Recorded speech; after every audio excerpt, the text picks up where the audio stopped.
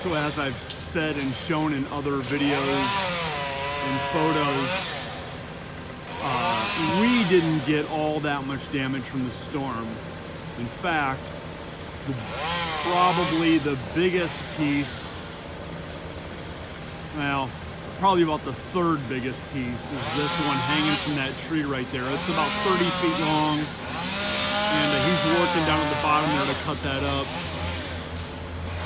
But yeah, I saw these people doing some tree trimming on the neighbor's property a few weeks ago, and I called them and asked them to come over, and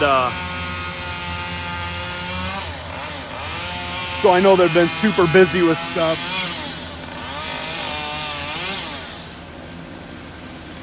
And so I wasn't necessarily in a hurry to get them over here, but yeah, I'm glad they're here cutting this down now. And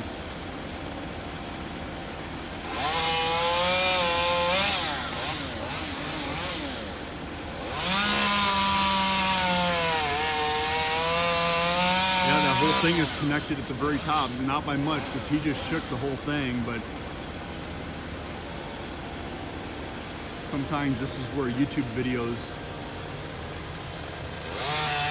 come in handy. How's it going?